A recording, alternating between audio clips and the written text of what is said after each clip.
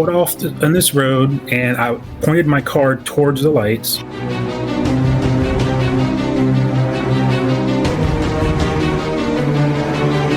It was a stationary light, and it shined down towards the ground, but it never actually reached the ground.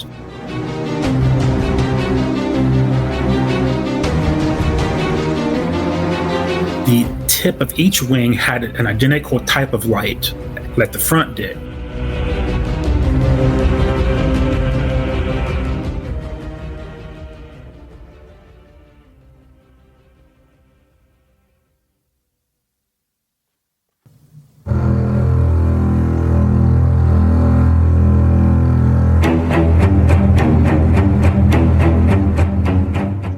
This is the Cryptid Creatures Podcast. I am Brian, and with me, as always, is my co-host Todd. What's going on, buddy? Just getting ready for another episode, man. What are you doing? I'm just waiting, just excited to hear this one. Yeah, me too. We're going to do something a little different here. Got a UFO encounter coming on, something a little bit different than our Right on, man. stuff. I'm always excited to hear UFO encounters. Yeah, I'm getting more into it lately, checking stuff out. So, it's good to get someone on and talk about something like that and a little bit different. So. And it's nice to change it up a little bit. Yeah, sure. So we got Mike coming on talking about his UFO encounter in Ohio. Ohio, another Ohio one. Weird stuff going on in Ohio. So let's not waste any more time. Let's bring him on. What do you say? Yeah, let's get him. All right, here we go. Mike, thanks for coming on and talking to us today. Hey, no problem. Good having you. Yeah, thanks for having me. So, Mike, you had an encounter, a UFO encounter, back in the late 90s in Ohio. Is that right? That's right. Why don't you talk about that? Tell us what was going on the day that this happened, what you were doing, and just take us into the story. Well, at the time, I believe it was 1994. I think it was August, based upon the way the farmers were working, taking their crops and that kind of thing. And in '94. I was about 20 years old, and I was working in Columbus, Ohio. And my job at the time was second shift, so I got off at like 11:30 every night. And I lived about 30 minutes west of Columbus in a little town called London at the time. And if you keep going west about another hour or so, you hit Wright Pat Air Force Base, which is, has its place in ufology, I guess you could say, with Roswell and Kecksburg and all that kind of fun stuff. So when I was working with 2 or 3 friends of mine. We worked together, and we lived in the same town, and we worked the same shift. So we would all go home at the same time, and we'd all go home the same way usually. And there were 3 ways to get home. You could either take 70, the interstate, which was the quickest, or you could take Route 4, which ran parallel to 70, and it went through a couple small towns, so it wasn't quite as quick, but it was still relatively quick. And you could go the back way through the country, what I call the back way, which is through country roads and stuff like that. And for about 2 weeks, we noticed out west, when we were going home, we would see 3 lights. And they were larger than stars, but they weren't quite big enough to make out what they were. You just saw 3 big lights. And it was unique because they moved. And they moved in the same pattern every day or every night for like the 2 weeks. So when you were driving home on Interstate 70, they would fill your windshield of your car, and you couldn't help but look at them and notice them. So if you were looking out your window of your car and you were driving, there were 3 lights. I'll call them lights 1, 2, and 3. So light 1 was on the left side of your windshield, and it started up in the sky, and it would travel down a straight line slowly, and it would come almost to the horizon, and it would kind of turn and turn up, and then travel up in a straight line parallel to the path it just came down on, and would reach a certain point in the sky, and it would turn and it would come down again. And it just repeated this pattern all night long, every night for like 2 weeks. Light number 3 was on the far side of, if you're looking out your windshield, on the far side on the right. It did the same exact thing, up and down. It would come down towards the horizon. It would kind of turn and rotate and go back up, hit the top, and then up in the sky, and then it would turn and come back down. Now I don't remember if the lights were doing this in tandem. I don't know if they were both going up and down at the same time. I don't remember if one was going up and one was going down. I don't remember that much detail because it's been a few years ago. But I do remember them going up and down like that. And then light number 2, it was weird because it started on the left, right above the horizon, almost in the area where light number 1 almost touched the horizon. But it would go left to right, and it would travel along the horizon, and it would get to almost where light number 3 was touching the horizon, and it would kind of rotate down towards the horizon, and it looked like it was going to go back. It was going to go left, back across the horizon, but it would disappear, and then a second or two later, it would reappear on the left side where light number 1 was. It would rotate up a little bit, and then travel left to right across the horizon. It would hit where light number 3 was. It would rotate down, disappear, reappear on the left side, and it just went through this cycle over and over and over. The lights traveled up and down and left and right relatively slowly. It wasn't fast, but it was fast enough that you could tell they were moving, but it wasn't like zipping up and down or left and right or anything like that. Mm-hmm. So, at the time I was, I think I was 20 at the time, and my friend was like 23 or 24, and another guy was like 23. So, in the 90s, I know they weren't really into UFO stuff, and I was a little bit, but not a lot. There was no internet. There were no there may have been internet, but we didn't have it at the time. And if we did, if we did have it, it was dial-up. Remember those days? Oh, yeah. Nobody had cell phones, much less a smartphone, so you couldn't record anything. And at 20 years old, you're a 20-year-old guy, your mind's on other things. What you're going to do this weekend, who you're going to go out with, what you're going to do after work, that kind of thing. So we would talk about it in as much as, oh, that's weird, look at that. But we never talked about it more past that. I thought it was interesting that it was out west towards Wright Pat. Now, I don't know where these lights actually were because I didn't actually go looking for them that way, but they were out in that general direction. I have a couple friends I had a friend that worked at Wright Pat at the time. He was an MP in the Air Force. And I had another friend that was in the Army, and I asked them about what was happening at Wright Pat after this incident of mine, because it kind of piqued my curiosity.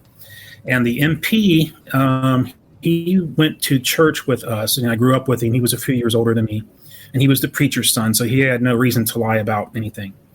So I asked him, what do you know about Wright Pat? And he said, well, I don't know a lot. He said, all I know is that when I was working there, I was told that there was a certain area of Wright Pat where I was not allowed to go.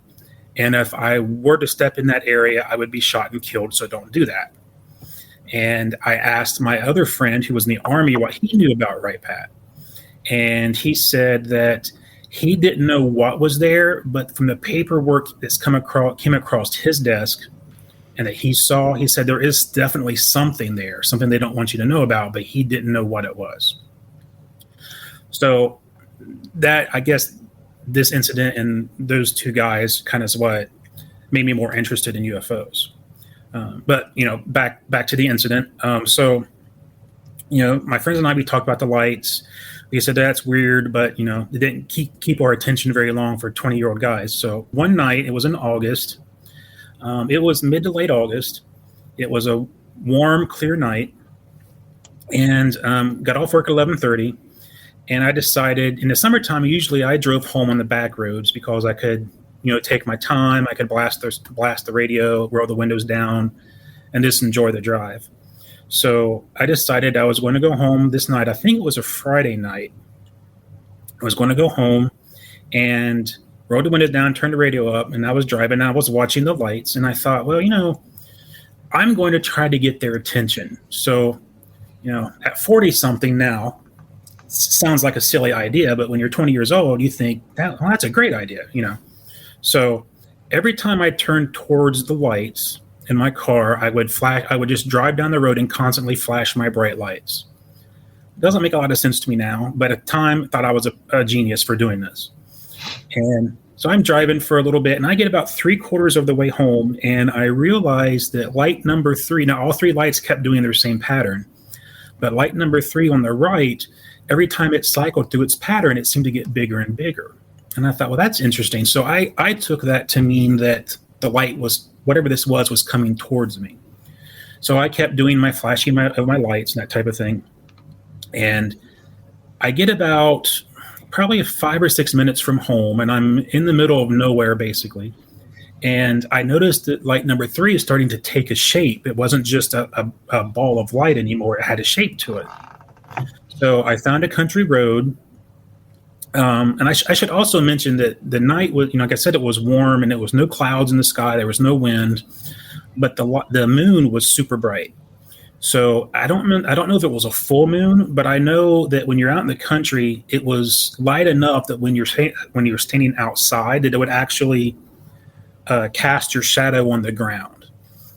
Some people that live in the city may not understand that, but when you're out in the middle of nowhere and there's no street lights, no light pollution, and the moon's super bright, you can actually see your shadow at night. So I pulled off on this road, and I pointed my car towards the lights. And I knew enough at the time about UFO experiences with cars that people say they interfere with your car, they interfere with your lights, your radio, that type of thing. So I made a point to keep my lights turned on, keep the car running, and keep the radio playing. I got out of I parked the car, pointed it towards them. I had Columbus was behind me, and the moon was behind me as well. So when I got out, I remember seeing my shadow on the ground from the moon. And I got out of the car and I watched this object come towards me. So if you can think about your stereotypical raindrop, how it's kind of round at the bottom and it actually tapers to a point at the top as it's falling.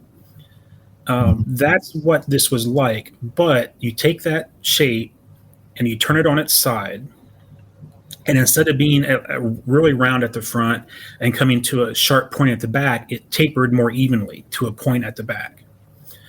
So the front wasn't round. It was more like a pointed oval type of thing. And it came to a long point at the back. And I saw that it had wings on each side of it. The wings weren't thin like you see on an airplane wing. They weren't like a foil type of shape. They seemed to be very, very thick, and they seemed to be the same thickness at the front as they were in the back. And the wings were swept back at a really acute angle. I'd probably say a 20 or 30 degree angle. They were really swept back significantly on whatever this was. And at the front of this object, I don't know what it was, but at the front of it, there seemed to be a light that was a yellow color, and it was like a spotlight, but it took the whole front of this object. And I don't know if you guys ever saw if you guys are into Star Trek or anything, but there was a Star Trek movie. I think it was The Search for Spock, where they went back. Maybe it wasn't Search for Spock. I don't remember, but there was a Star Trek movie where the Klingon bird of prey could fire when it was cloaked, and there's a scene where it fires its torpedo at the Enterprise, and it lights up the front of the bird of prey, and the bird of prey has like a head on it, and it has a big outlet for this torpedo at the bottom of this head of this bird of prey, and that's kind of what it reminded me of. It took up almost the whole front of this object, and it was yellow, but it was a stationary light, and it shined down towards the ground, but it never actually reached the ground. It kind of shined down, and then it kind of just dissipated. And the object was actually sort of at my 1 o'clock, I guess you could say. And as it came towards me, it started to bank towards its left. and I saw the tip of its left wing as it started to bank, and I could see that the tip of each wing had an identical type of light that the front did. A yellow light that seemed to be incorporated into the object that didn't rotate or move. It was stationary. And it shined down a yellow light, but it never reached the ground. And as it rotated or as it banked, it kind of, it dipped its left wing down and kind of banked, and I could see its underbelly. And I could see on its right wing, I could see 4 lights along the front of its right wing. And they were a yellow, but it was a different shade of yellow. It was more like a dim yellow. And when I saw it, I thought it was more like portholes, because they looked to be illuminated from within. But I couldn't really tell. I couldn't tell how big the object was or how low it was, because I had no frame of reference because it was in the sky. But the more I thought about it, the object was pretty large. So either it was really high and super big, or it was really low and relatively big. You know what I mean? So I'm guessing that it was probably maybe 30 or 40 feet above me. It was low enough that the moonlight was reflecting off the underside of it, and I could see texture on its skin, I guess you would say. If you ever saw I guess when I was in school, we had soundproof rooms for our band, and they were lined with what looked like styrofoam. And I think you see them in some recording studios also. And they have like there were squares along the wall, and you had 3 or 4 vertical lines, and then a square, and then right next to it you had 3 or 4 horizontal lines, and they alternated. Mm-hmm. That's kind of what it looked like. Now, it was dark. The moon was shining on it, and it was a dark object, but I don't think it was black. It looked to be more like a super dark blue. But it was hard to tell. So this thing, it came towards me. I saw its lights, and they weren't flashing or anything. They were just steady lights. I did notice that the tail of it came to what looked like a point. And it had no rudders or anything like that, like you would see on an airplane. It just came to a point. And then, like I said, the wings were swept back rather significantly. And as it came over my car, it banked to its left, like it was turning, but it was still coming towards me. And there was no noise. There was no engine noise. There was no propellers. There were no blades. And it flew over top of my car. My car kept running, the radio kept playing, the lights stayed on, so I had nothing weird happen there. And I remember as it drifted over my car, I was turning and looking at it, and I turned around and I could see off in the distance the lights of Columbus, and I thought, I need to see what the other lights are doing. So I turned around and looked at the other lights, and they were still doing their thing. And I turned around and looked back at this object, and it was just gone. It just disappeared. With no noise or anything. So, and I remember that night was really clear, and there was one puffy little cloud up in the sky, one small little puffy cloud, no clouds out at all. And I could see literally a 360 degree of all the horizon. I looked everywhere I could look, and this object that kind of drifted over my car, it just disappeared with no sound or anything. At the time, like I said, I had nothing in my car, no recording devices in the car or anything like that. I do remember that from the time I stopped my car until the time the object drifted over me, I have a little bit of missing time there. And I'm not saying I was abducted or anything like that. I'm just saying I don't remember, once I remember parking the car, I remember getting out of the car, and then the next time I remember, this thing is over top of my car. So that little bit in between, I don't remember. I don't remember it coming towards me. I don't remember it how, if it took 2 minutes or 30 seconds or anything like that to get to me. Maybe I just don't remember it because of what I saw was so weird that I kind of forgot the other stuff. I don't remember. But I remember I got back into my car wondering what in the world just happened. And I remember, I don't say I remember. I don't want to say I remember. I'll say I know that I drove home, but I don't really remember the drive home. And again, it may have just been because I was so weirded out by what just happened. I just don't remember. But the next thing I remember, it's the next morning, I'm waking up. So I wanted to say that was a Friday because we worked Monday through Friday, and by the time I got back to work on Monday, I had almost forgot about it, which sounds really strange, but I don't remember talking to my friends about it at all. So that's just weird, but it is what it is. I don't know what happened, but I don't remember talking to my friends about it. I do remember driving home for another 3, maybe 4 nights, and all 3 lights were doing their same patterns again. I actually drove home the same way every night for the next 2 or 3 nights, flashing my lights, trying to make it happen again, and it never happened. And after the 3rd or 4th night, the lights were gone, and I never saw them again.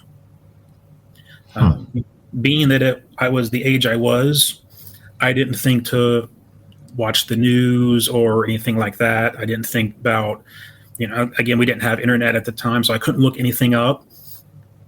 It was just really strange. This thing kind of drifted over my car, and it looked really odd, and it just disappeared. From the time I was looking at it and I looked back to the lights and looked back, it was maybe 3 seconds. Because I just looked enough to see, because I wanted to see, are the other lights coming or what are they doing? And they were doing their same thing. And then by the time I looked back, the thing was gone. So there was no way for this thing, even if it was some type of jet, to just take off and be totally gone and not being able to be seen anywhere in the sky.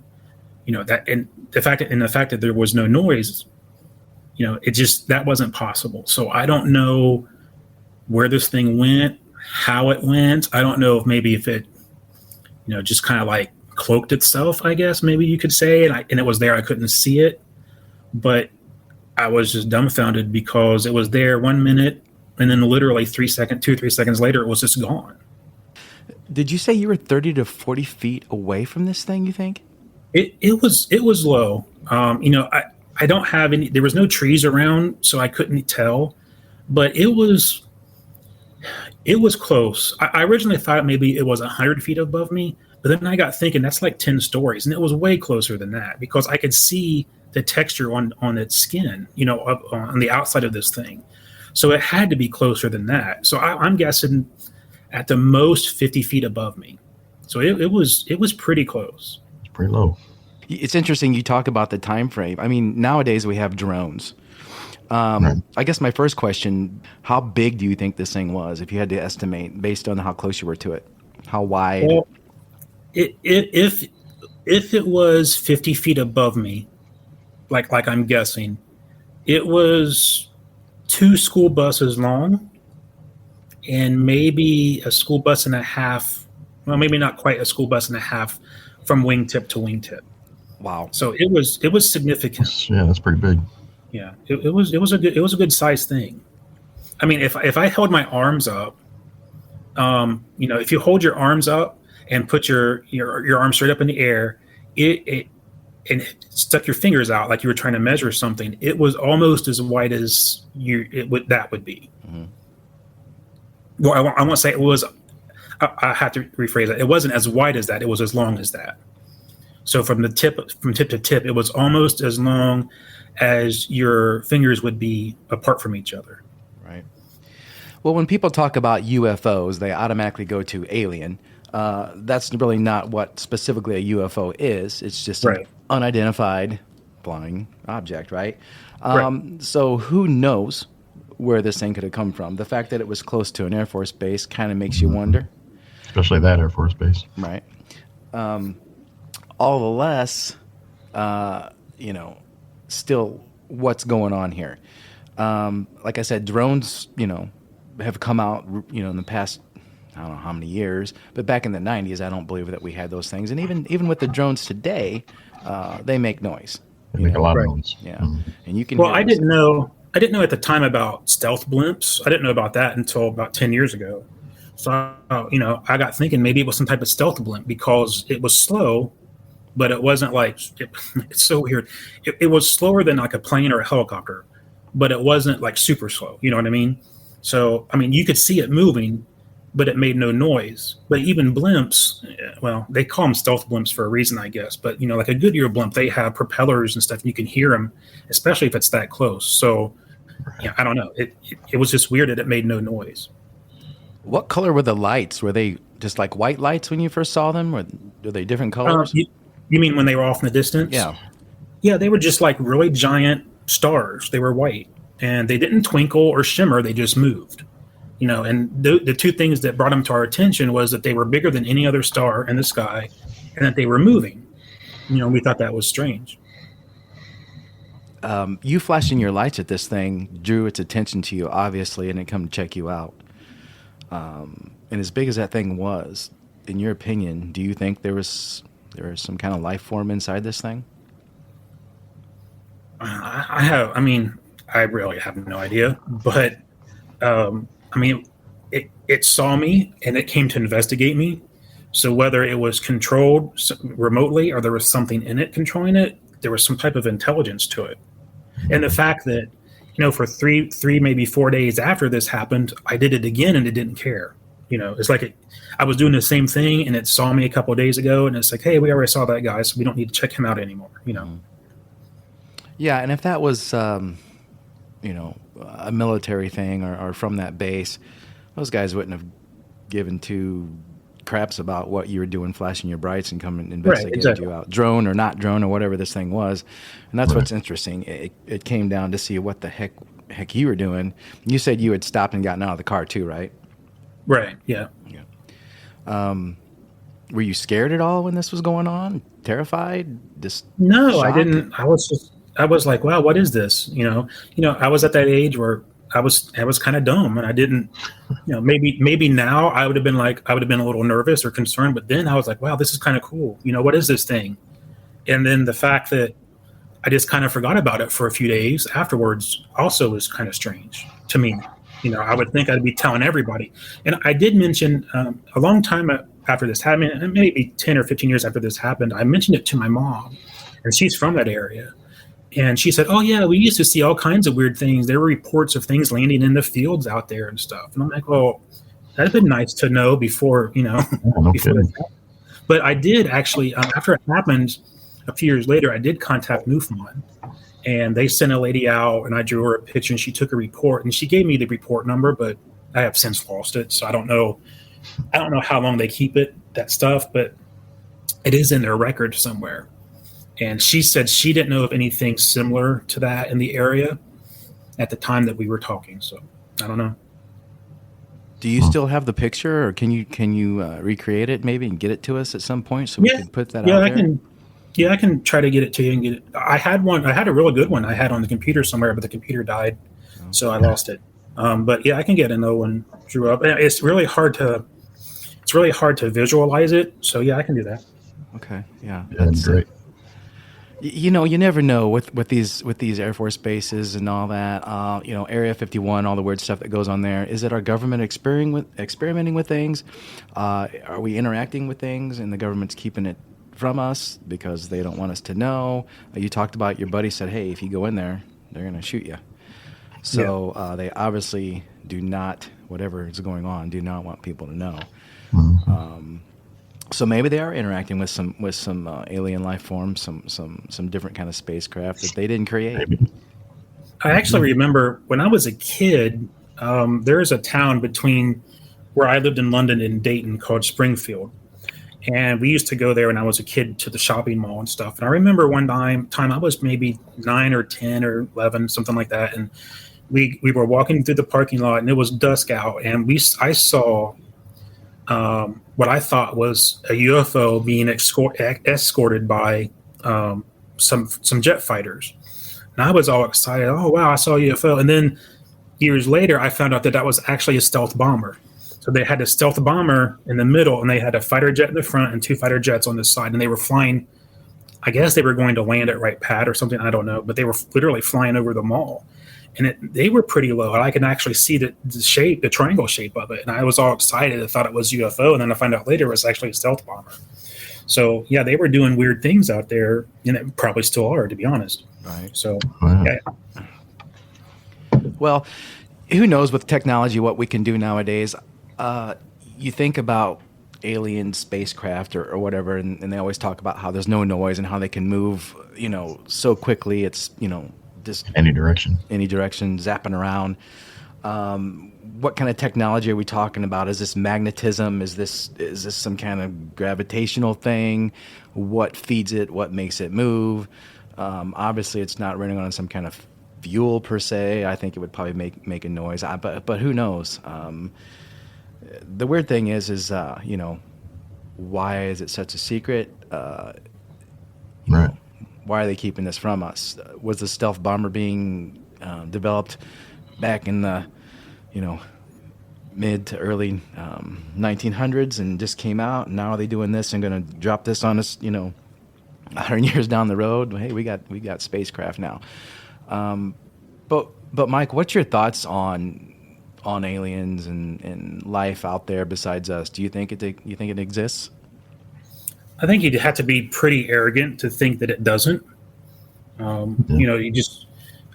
watched a special on the Kepler observatory or the Kepler spacecraft a few weeks ago, and the stuff that they are seeing so far away and how big the universe, the galaxy is and stuff. You would have to be stupidly arrogant to think that we're the only life out there. Now, is it visiting us? I don't know. Maybe. I mean, anything's possible. You have a universe that's infinite. Everything's possible at some point, right? Somewhere, some point, everything's possible. Right. Just if it's probable, I guess. And maybe they don't. Maybe they're not visiting us. Maybe they've been here all along. It's hard to say. Right. I'm not going to say no. That's crazy.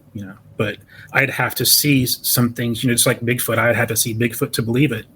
I'm not saying it's not there, but it's extraordinary claims require extraordinary evidence, as they say. So right. I would need to see it. Well, what's your thoughts on the government saying, "Hey, we're not saying that aliens and spacecraft are not real, but we're not saying it's real either." They kind of never really came out and specified either way that I remember, but they kind of left the door open. What do you think about that?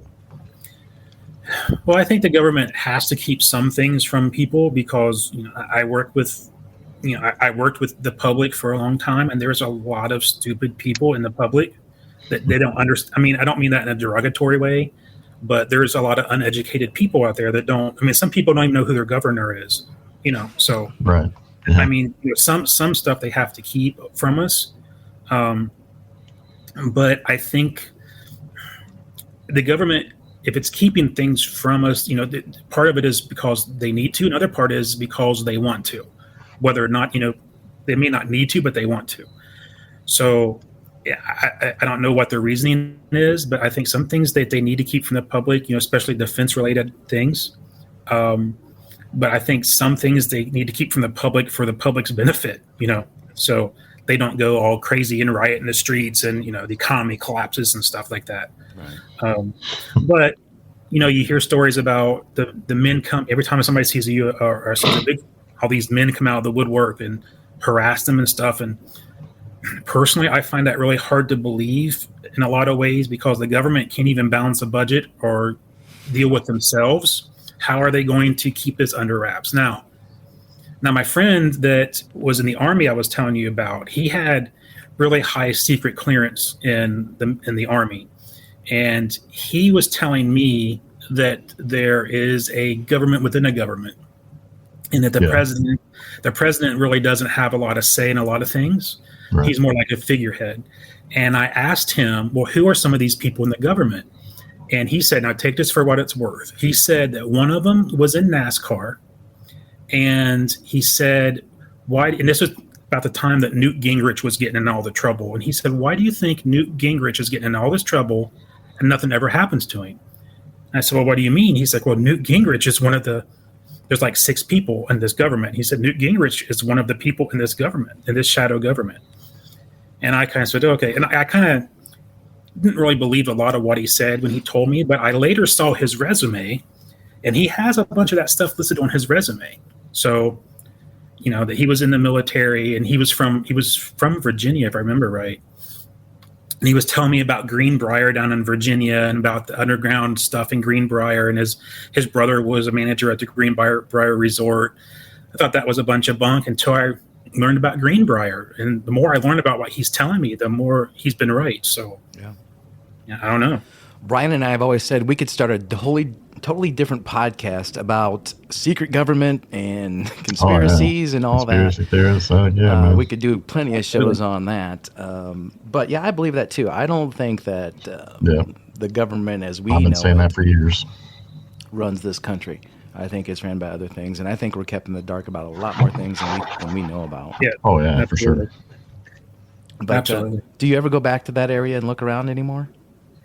I did for a long time. Actually, after this happened, I bought a disposable camera and a pair of binoculars, and I kept in my glove box in all my cars until I got a cell phone that had, recording capabilities. And my parents still, or my mom still lives in London. So it was just there yesterday, actually, visiting. I do go through that in that area a lot. And I have seen weird lights in the sky, at night when I've been out there. But, there is airport. We have the big airport in Columbus, and then there's another little airport on the west side of Columbus, and then there's Rickenbacker Airport south of Columbus. So there are airports around. So you do see a lot of weird lights and stuff. But yeah, I go out there quite frequently, but I've unfortunately never saw anything like that since then. Well, if you can somehow get a hold of draw a picture again and get that to us, I'd like to see your example of that, what you saw on paper. We can put that out there when we put this episode out too. Yeah, I can do that. Awesome. Absolutely. Well, thanks for coming on and talking with us, man, and telling us your UFO encounter. That's an awesome story. Yeah, that was a great story. Keep your eye out, man, because there's a lot of weird stuff going on in Ohio. So. Yeah. Yes, there is. Yeah, and I don't think I'll be flying into Columbus around that area very much in recent future. On a little bit of an aside, I don't know if you guys ever heard of the London werewolf, but there was a story from the 80s about a werewolf that lived in London, and there was a show called the Paranormal. It was on Sci-Fi, Paranormal Witness. Oh yeah, and they did an episode about it, and I thought, wow, that's where I grew up, and I was like 5 or 6 when this happened. That was so cool. And I mentioned it to my mom, and she said, "Oh yeah, you're related to him." And I'm like, "Well, okay, first of all, how? And second of all, why am I just finding out about this now?" Yeah, no kidding. And I guess my stepfather, it was his great uncle that was said to be this guy. And I didn't find this out until about 5 or 6 years ago. And of course, they've all passed away by now, since then, but I was, wow. So there's a lot of weirdness out in this state. I'm loving it. Yeah, we've talked to a lot of eyewitnesses with Bigfoot and other things from Ohio. Who knows what's going on with all this stuff, and is it all linked together? Are these aircraft and these werewolves and these Bigfoots? Are they? What the heck's going on here? It all happens in eastern Ohio. Yeah, and what are people seeing out there? So, Mike, if you're out and about, just keep your eyes open and try to get us some pictures, whatever you can find, man. That's really interesting. I'd like to know what the hell's going on. Yeah, I'll need to look into that some more. Yep. Yeah, I'll get you guys a picture of that. I'll draw one up and send it to you. Awesome. All right, cool. We appreciate you coming on and talking to us, man. Yeah. All right. Well, thanks a lot, guys. I love your show. Thank you. Thanks for listening. Yeah, I'll listen to it every week. Awesome. Thanks, man. We appreciate that. Yeah, we do. All right, bud. Will you take care and get in touch when you see something and try to get us a picture if you can? Yeah, I will. We'll do. All Thanks, right, guys. Bud. You have a good one. All right, Mike. Thanks. See ya. Bye. Gotta love the UFO encounter. What do you think about that? Man, that was a good one. I can't wait to see the picture he's gonna get for us. Yeah, and we'll put that out there on our Facebook, our group page, so people can see. Yeah, we'll put it out there when we drop this episode. Yep, for sure. It's interesting how it's by a Air Force base. Makes you wonder things, Yeah, especially that one, right, Patterson? That's a big one. Yeah, because UFO doesn't have to be alien related, does it?